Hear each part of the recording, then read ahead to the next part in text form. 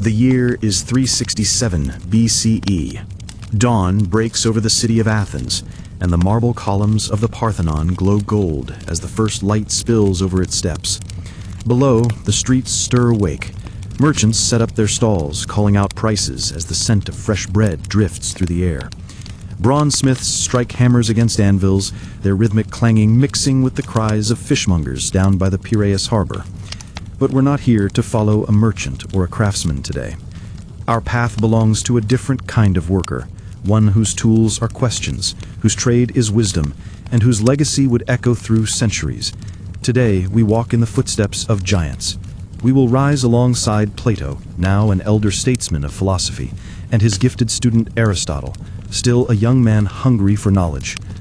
This is not just a tour of ancient Athens. It's a journey through the rhythms, rituals, and daily debates that built the very foundations of Western thought.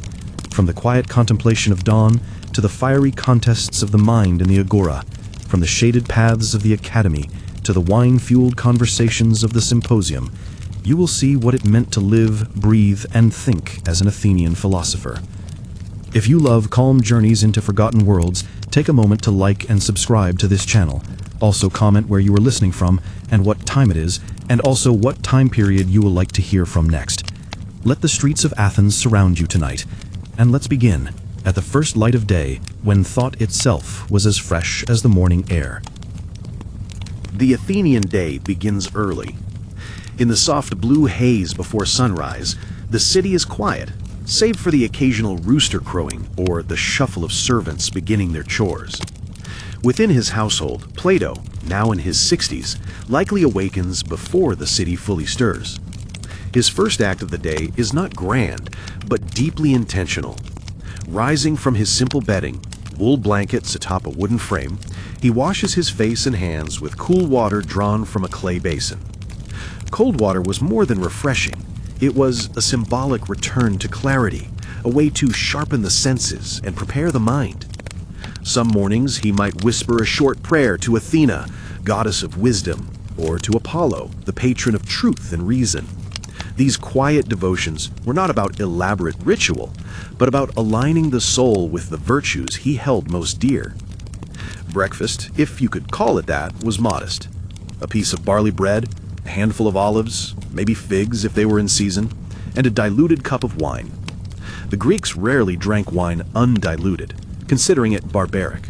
Instead, they mixed it with water, creating a drink that was both refreshing and mild. For Plato, this was not merely habit, but philosophy in practice, the virtue of moderation, the middle path between excess and deprivation. With body nourished and spirit centered, Plato would step outside into the crisp morning air. In the distance, the Parthenon gleamed atop the Acropolis, a constant reminder of the gods and the greatness of Athens.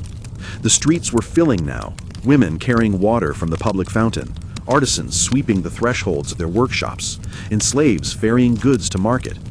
But Plato's path this morning was not to the bustling Agora, not yet. It was to the gymnasium.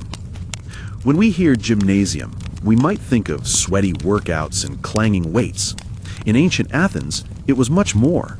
The gymnasia, places like the Academy, the Lyceum, and the Synosargus, were sprawling complexes that combined exercise, education, and picture the scene. Young men running laps along the sand track, their bodies glistening with olive oil used to protect their skin.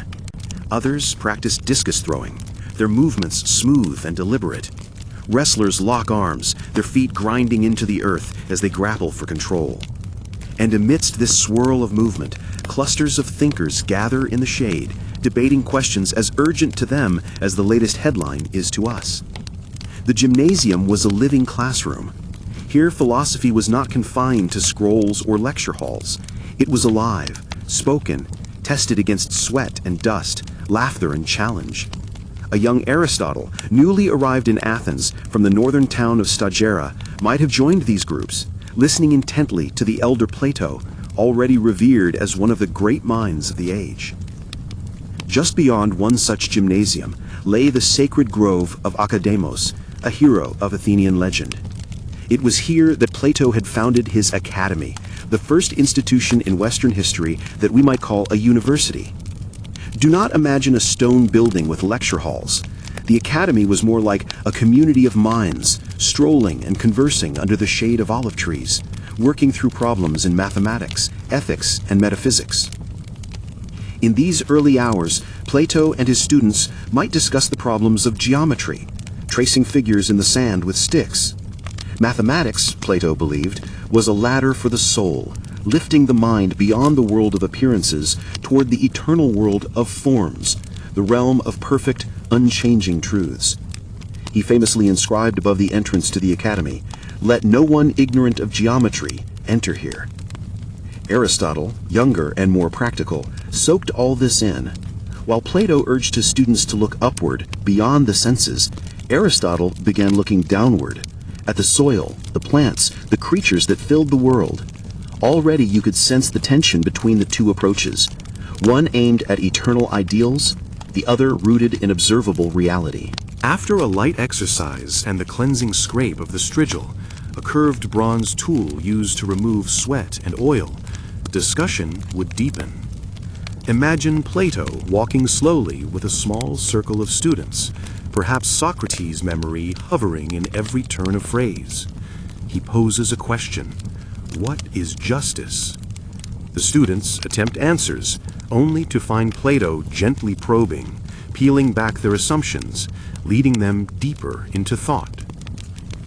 Nearby, Aristotle listens carefully. He has a sharp memory, a habit of cataloging everything he hears. Later, he will begin his own notebooks, filled with observations not only of ideas, but of the natural world.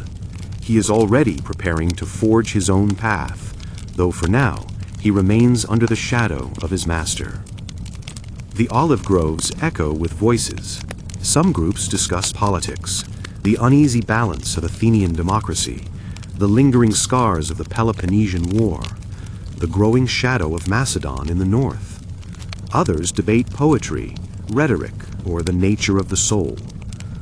Ideas are tossed back and forth like a discus, tested for weight and balance before being flung into the air again. By mid-morning, the gymnasium hums with both sweat and thought. This was Athens at its finest, a city where body and mind were trained side by side, and where philosophy was not an abstraction, but a lived experience. As the sun climbs higher over Athens, shadows shorten, and the hum of the city swells into a chorus. The streets fill with men in simple tunics, women balancing water jars, slaves carrying baskets of figs, pottery, and amphora of olive oil. The city, now fully awake, pulses with energy. For philosophers like Plato and Aristotle, the morning hours of quiet reflection give way to the heartbeat of Athens, the Agora. This was not just a marketplace. It was the living soul of the city, where every strand of Athenian life, commerce, politics, gossip, and philosophy wove together in a constant, shifting tapestry. The Agora stretched wide beneath the Acropolis, its open space framed by stoas, long colonnaded halls that provided shelter from the sun. Around its edges stood temples, public offices, and statues of heroes. The air carried a blend of smells: fresh bread baking in clay ovens, grilled fish, the sharp tang of olives, and the earthy scent of livestock brought in from the countryside. Merchants cried out their prices, while children darted between stalls, laughing. Plato and his circle would move through this swirl of life deliberately, not as merchants, but as questioners. He dressed plainly, in a tunic belted at the waist and a cloak draped over one shoulder. He had no need for showy garments. His presence was marked by the respect he commanded, the nods of recognition from citizens, and the curious eyes of young men eager to hear him speak. Aristotle, perhaps a step behind, observed everything. He was a collector of details, taking in not only the words of his teacher, but the life of the Agora itself, the way merchants arranged their stalls, the cadence of political orators, even the types of birds circling overhead. To Aristotle, every detail was a clue to understanding the world. The Agora was where philosophy left the groves and became public spectacle. Here, Plato carried forward the legacy of his teacher, Socrates, who had made these very stones his classroom. Socrates, who decades earlier had walked barefoot among the Athenians, asking questions that unsettled and illuminated, still haunted the place. Some older citizens no doubt remembered the trial that had condemned him, and perhaps eyed Plato with suspicion, wary of the same spirit that had challenged their certainties. But Plato's approach was measured. He would gather his students in the shade of a stoa or beneath a plane tree, and begin not with a lecture, but with a question. What is justice, he might ask? Is courage the absence of fear, or the mastery of it? Can a city be truly good if its citizens are not? The Agora lent these questions urgency. Around them, real politics churned. Athens was a democracy, yes, but one still scarred from the Peloponnesian War, still debating its place in a shifting Greek world. Orators argued in the assembly, lawsuits filled the courts, and citizens debated loudly in the square. For Plato, philosophy was not abstract. It was the very heart of how a city could survive and flourish. When Plato spoke, his ideas often drifted upward, away from the chaos of the marketplace. He guided his listeners to imagine a world beyond sight and sound, the realm of perfect forms. Here, beauty, justice, goodness, all the messy, debated things of life existed in their purest, unchanging state. He might point to a pot on a merchant's table. This pot may crack, break, or be poorly shaped, he'd say. But the idea of a pot, the perfect form of potness, does not change. It is eternal. And so it is with justice, or courage, or the soul. To the merchants, this might seem strange, but to his students, it was a revelation. In the dust and noise of the Agora, Plato painted a vision of eternal truth. Yet even as Plato spoke of higher ideals, Aristotle's mind wandered, not in distraction, but in a different direction. He admired his teacher, but he found himself increasingly drawn to the world before his eyes. Where Plato saw the imperfect shadows of eternal forms, Aristotle saw a wealth of data waiting to be organized. He watched the way merchants classified their wares, the rhythms of barter and exchange, the gestures of orators, the species of plants growing by the stalls. To him, truth was not somewhere above, but right here, if only one observed carefully enough. Imagine a moment where Plato is deep in dialogue, describing the ideal form of justice. Aristotle, listening, quietly jots a note. Observation. Justice is always discussed in the context of law, but law differs by city. Perhaps justice is not one form, but many practices. It was the beginning of a lifelong habit that would eventually diverge from Plato's teachings. The Socratic method, the relentless questioning, probing, and testing of ideas, was alive in the Agora. A young man, bold with the confidence of youth, might step forward and declare, "Justice is giving each man what he deserves." Plato would tilt his head, eyes narrowing with curiosity. "And what," he would ask gently, "does each man deserve? And who decides?" The youth would fumble, the crowd leaning closer, some chuckling. Another might interject, "Surely it is the law that decides." "Ah," he would continue, "but are all laws just? What of those passed by tyrants?" The dialogue could go on for hours, spiraling deeper, stripping away assumptions until the students felt both enlightened and unsettled. That was the point. Beyond philosophy, the Agora was the stage where Athens displayed itself. Politicians, generals, merchants, and philosophers all shared the same space. Citizens gathered to hear decrees read aloud, to vote on laws, or to witness trials. Statues of heroes reminded them of their history, while the bustling trade reminded them of their survival. For philosophers, this was both an opportunity and a risk.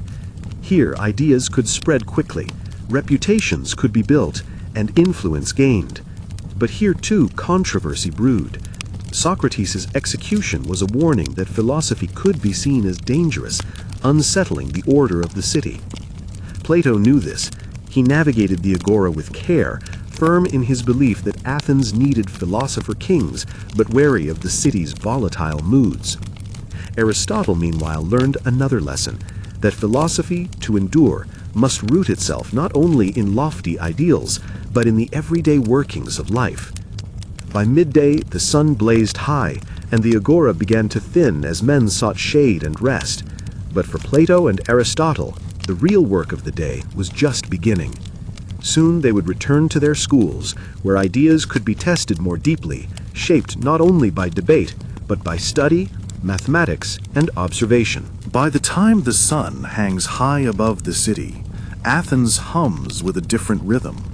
The bustle of the Agora fades a little as citizens retreat indoors or to shaded colonnades. For most Athenians, it is the hour for rest, a simple meal, or a brief nap to escape the heat. But for the philosophers, the day is far from over. The afternoon belongs to study, to teaching, and to the careful shaping of minds. For Plato, this means returning to the sacred olive groves of the academy. For Aristotle, it means crossing the city to the Lyceum, where his restless curiosity drives him to new ways of learning. In these hours, the future of Western thought takes shape, step by deliberate step.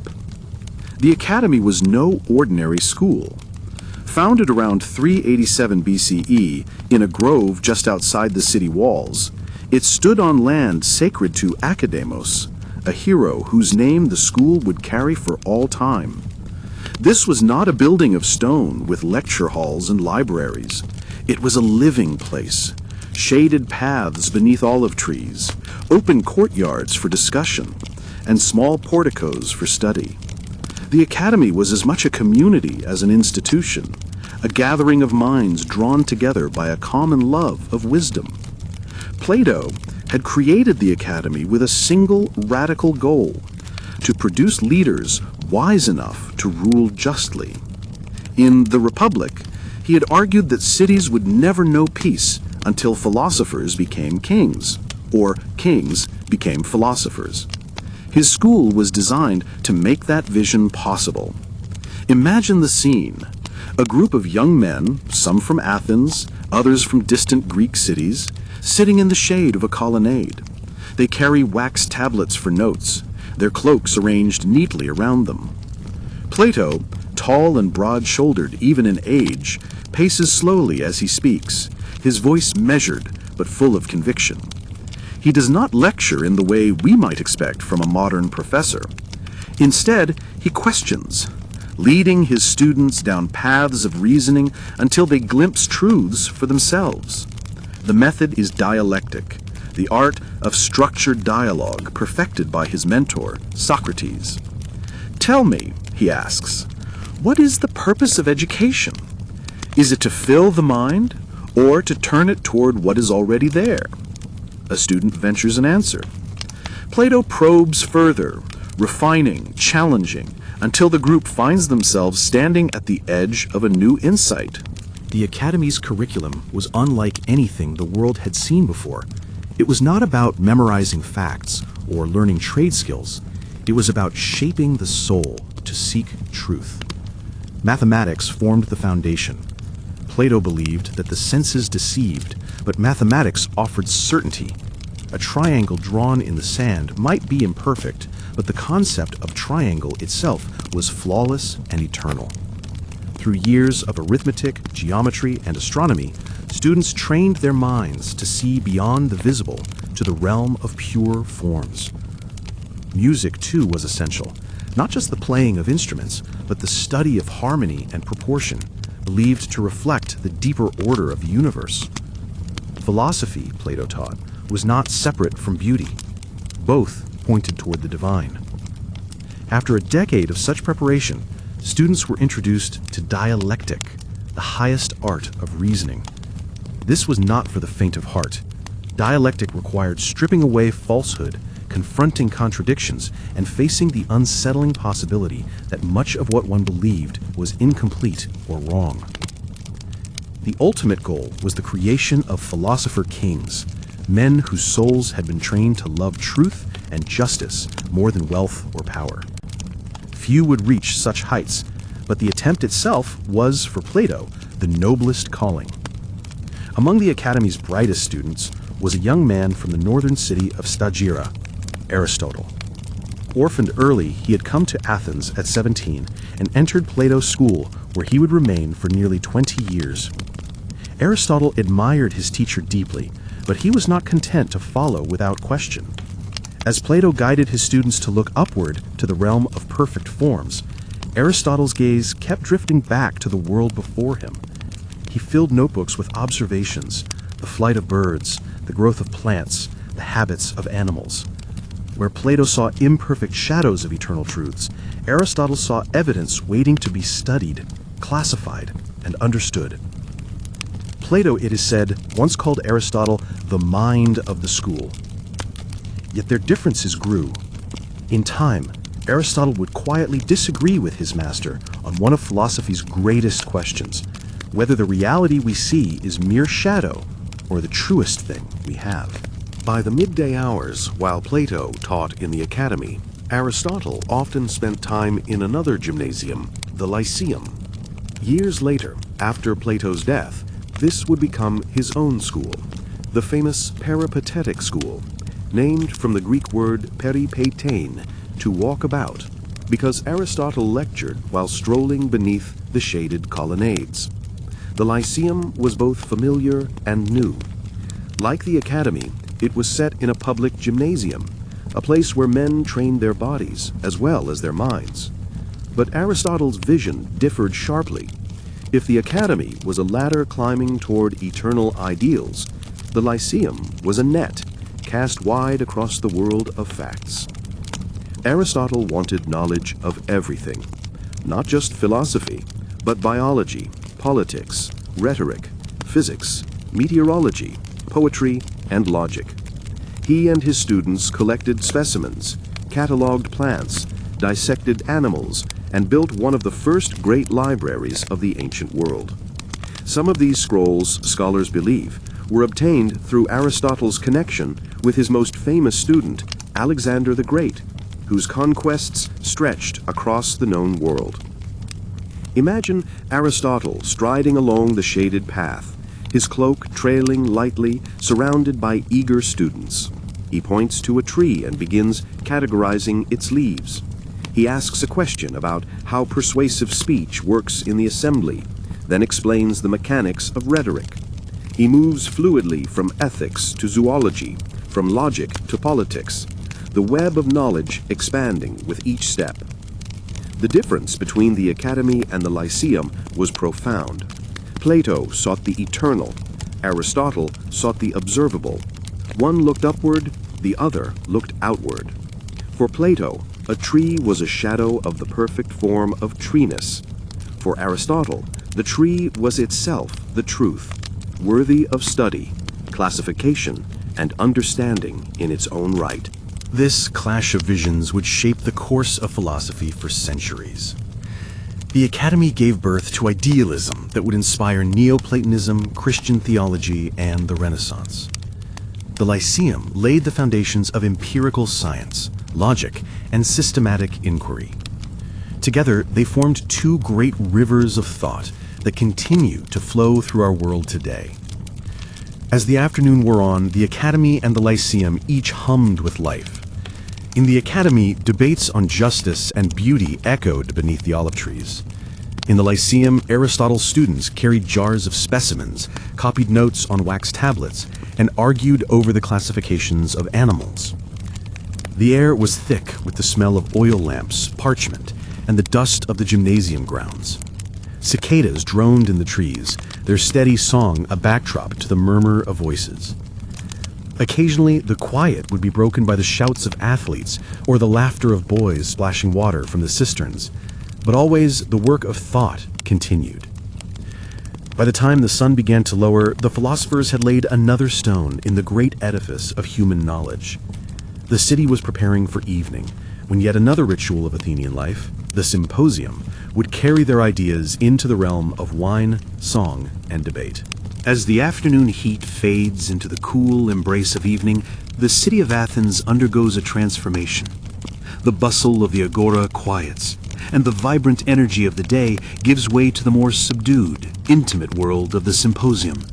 For the philosophers, this is the time to relax, converse, and enjoy the pleasures of life in the company of like-minded individuals. The symposium, from the Greek symposion, meaning to drink together, was far more than a mere gathering of men for food and wine. It was an intellectual institution in its own right, a place where ideas were exchanged, alliances were forged, and friendships, sometimes rivalries, were nurtured. This was where the philosophical debates continued in a more informal setting, where ideas that had been discussed in the academy and the lyceum could be tested and refined over wine, song, and poetry.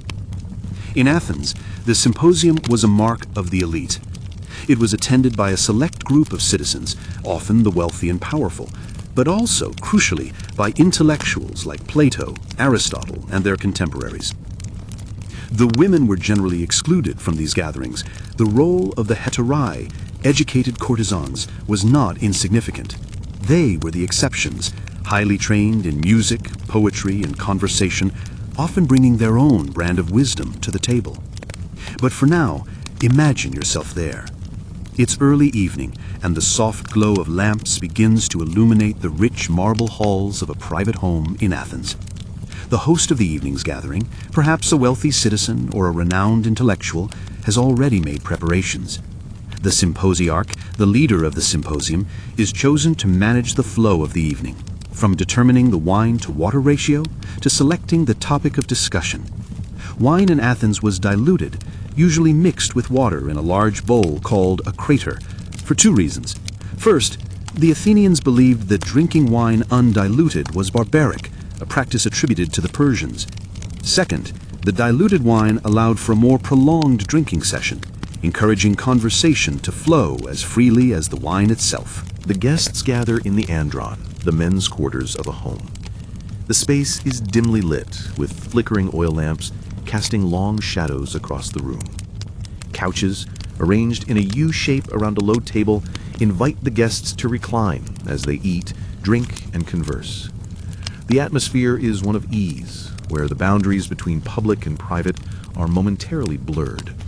In a corner, a cithara player might softly strum, providing a gentle backdrop to the evening's intellectual activity.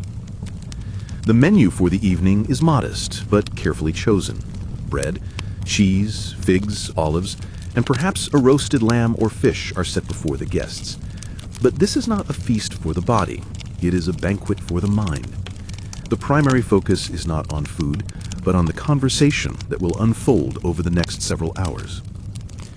At the start of the symposium, the symposiarch pours the first round of diluted wine into everyone's cups.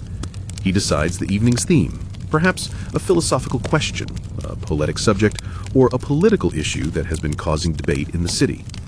Tonight's topic, chosen by the host, is the nature of love and desire, a subject that always leads to lively discussion.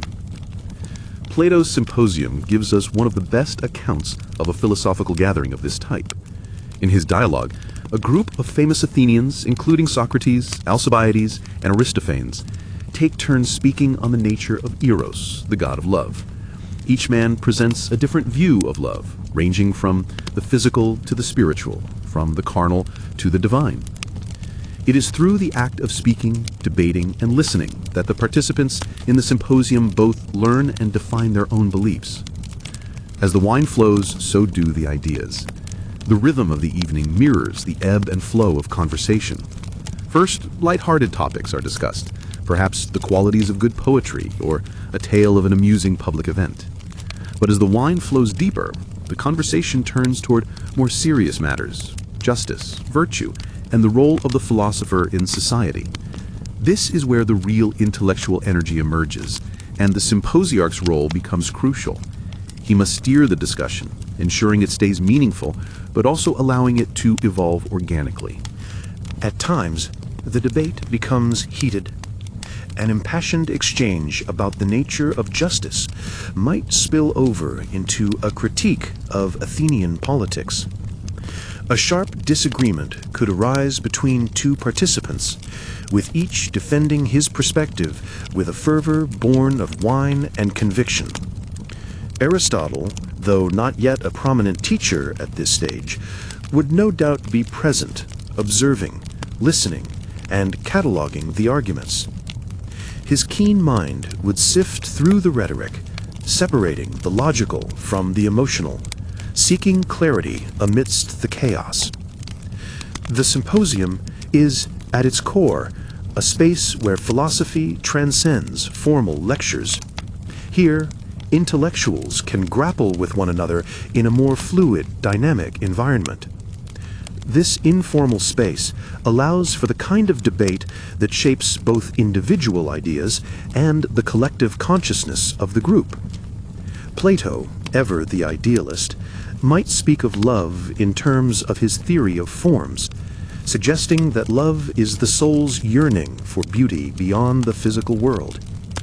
Aristotle, on the other hand, might argue that love is grounded in human nature and practical ethics, a force that brings people together to fulfill their potential as rational beings. The clash of these perspectives, though rooted in different philosophies, would create a fertile ground for further exploration. The role of rhetoric cannot be overstated.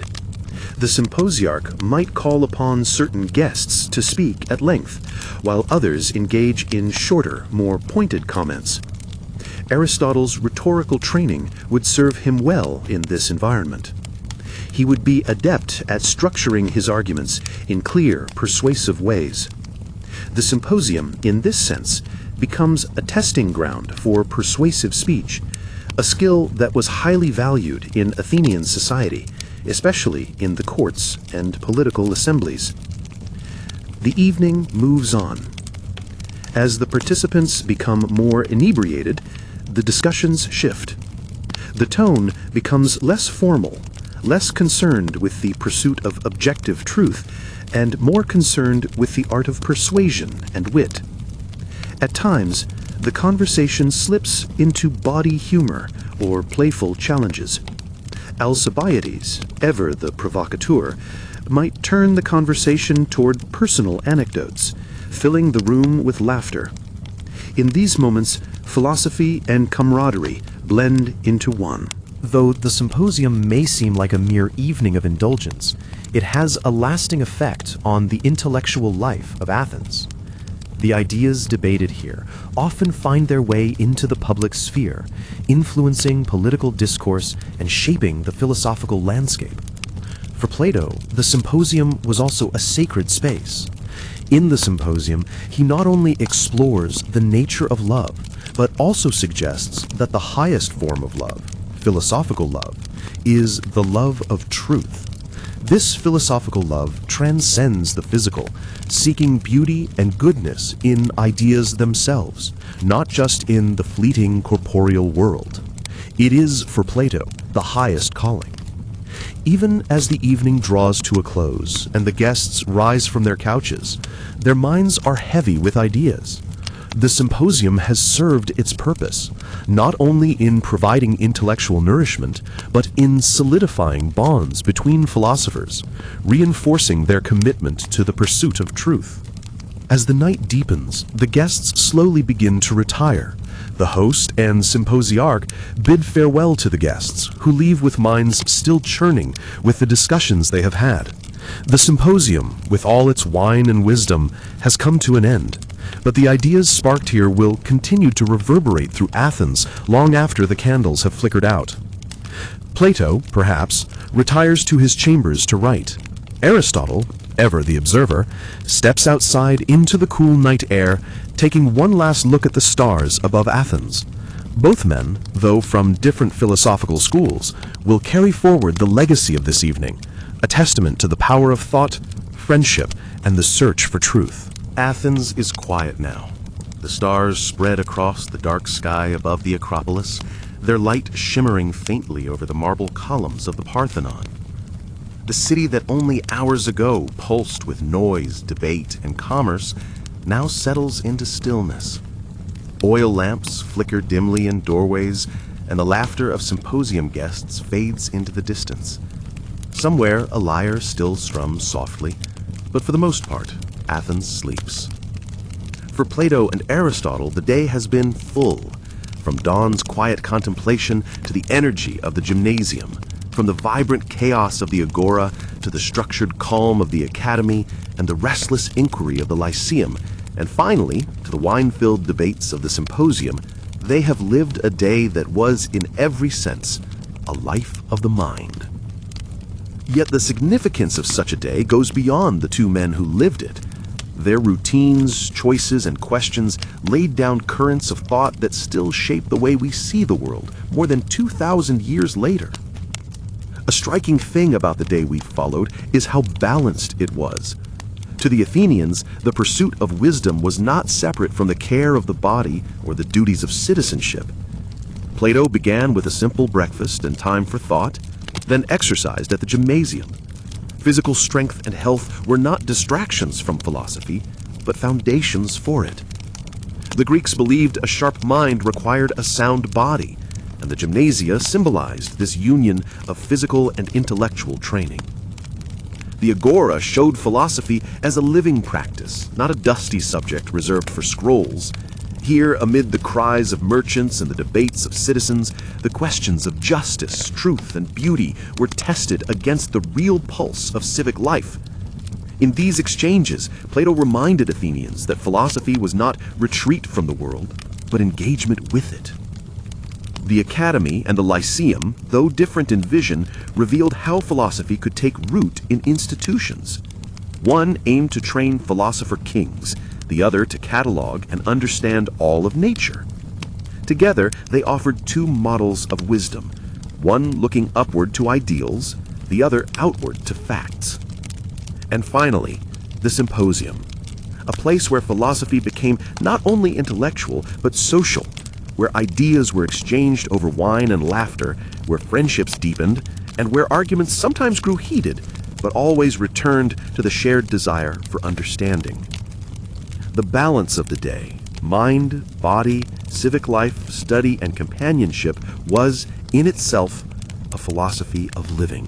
When we look back now, it is tempting to see Plato and Aristotle as towering, distant figures, their names etched into the marble of history.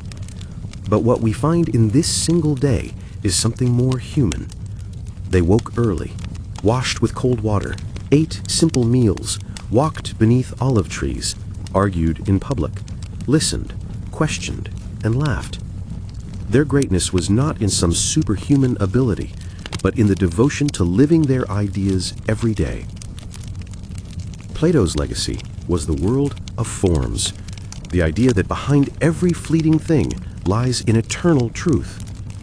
This vision shaped centuries of thought, from the rise of Neoplatonism in late antiquity to the theology of early Christianity and the rediscoveries of the Renaissance. Aristotle's legacy was the method of observation, classification, and systematic inquiry. He gave us the foundations of biology, physics, logic, and rhetoric. His influence shaped the sciences of the medieval Islamic world, flowed into the universities of Renaissance Europe, and laid the groundwork for modern science. Together, their paths, one seeking the eternal, the other the observable, became two great currents of human thought. They often diverged, sometimes even contradicted each other, but both continued to flow into the present. As Plato and Aristotle leave their symposium and step into the cool night air, they might pause. Above them, the constellations shift slowly, as they have for centuries. The Parthenon gleams faintly in the moonlight. The air carries the scent of olive trees and the distant salt of the Aegean Sea. They do not yet know how far their ideas will travel. They cannot imagine the monasteries that will copy their works in the Middle Ages, the scholars of Baghdad who will translate their words into Arabic, the universities of Renaissance Europe where their debates will spark new revolutions of thought. They know only that tomorrow will bring another day much like this one. More questions, more dialogue, more searching for truth. And that is the essence of philosophy. Not the arrival at a final answer, but the unending pursuit of wisdom, lived out one day at a time. Before we let the lamps of Athens go out, let's pause for a moment on two remarkable details from the lives of Plato and Aristotle.